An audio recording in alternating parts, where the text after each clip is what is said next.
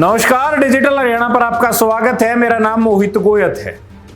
जिस हरियाणा से बेटी बचाओ बेटी पढ़ाओ का नारा पूरे देश में गूंजा था, आज उसी हरियाणा पर बेटियों की तस्करी का सबसे बड़ा दाग लग चुका है। हर दिन दो बेटियों का सौदा। जी हां, ये किसी फिल्म की कहानी नहीं, ये एनसीआरबी की रिपोर्ट का दावा है। और सबसे शर्मनाक बात, देश में सबसे ज्यादा नाबालिग लड़कियों की तस्करी के मामले में हरियाणा में दर्ज हुए हैं। ये हरियाणा वही हरियाणा जहां मंचों से बेटी बचाओ बेटी पढ़ाओ के भाषण दिए गए, जहां करोड़ों रुपए के अभियान चले, विज्ञापन दिए, जहां सरकार ने खुद को बेटियों का सबसे बड़ा रक्षक बताया। लेकिन आज सीधा सवाल है, अगर बेटियां सुरक्षित हैं तो फिर हर दिन दो बेटियों का सौदा कौन कर रहा है? हरियाणा सरकार इसका जवाब दे। 736 मामले आखिर कैसे दर्ज हुए? क्या पुलिस सो रही थी? क्या प्रशासन को कुछ दिखाई नहीं दे रहा? क्या इतने बड़े नेटवर्क बिना राजनीतिक संरक्षक के चल सकते हैं? प्रदेश में कानून व्यवस्था के बड़े बड़े दावे किए जाते हैं, लेकिन बेटियां सुरक्षित क्यों नहीं हैं? सरकार विज्ञापनों में करोड़ों रुपए खर्च कर सकती है, तो बेटियों की सुरक्षा पर सख्ती क्यों नहीं दिखाती?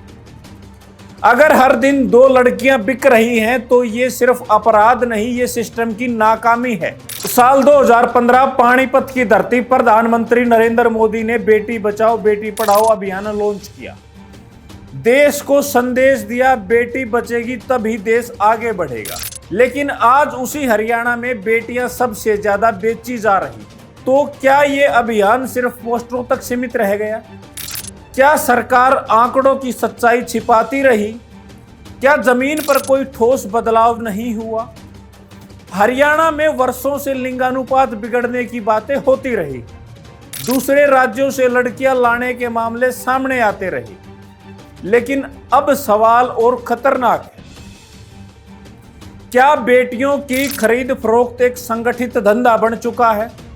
कौन है वो लोग जो मासूम बच्चियों की जिंदगियां बेच रहे हैं? कौन है वो दलाल जो गरीबी का फायदा उठाकर बेटियों को गायब कर देते हैं?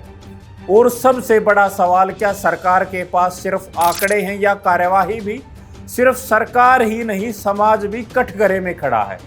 जब तक बेटियों को बोझ समझा जाएगा, जब तक पैसे देकर बहू खरीदने की मानसिकता खत्म नहीं होगी, तब तक ये आंकड़े और डरावने होते जाएंगे।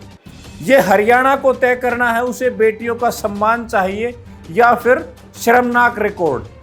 आज सवाल सिर्फ एनसीआरबी रिपोर्ट का नहीं है, सवाल हर उस बेटी का है जो शायद इस वक्त मदद का इंतजार कर रही। सरकार जवाब दे, पुलिस जवाब दे, प्रशासन जवाब दे, क्योंकि बेटी बचाओ के नारे अब काफी नहीं है। जब तक बेटियां सुरक्षित नहीं है, तब तक हर दावा झूठा है। आप इस रिपोर्ट के बारे में क्या सोचते हैं, वो हमें कमेंट बॉक्स में जरूर लिखें। और इस शानदार स्टोरी के लिए हमारे कैमरामैन और एडिटर रोहित कुंडू को शुक्रिया।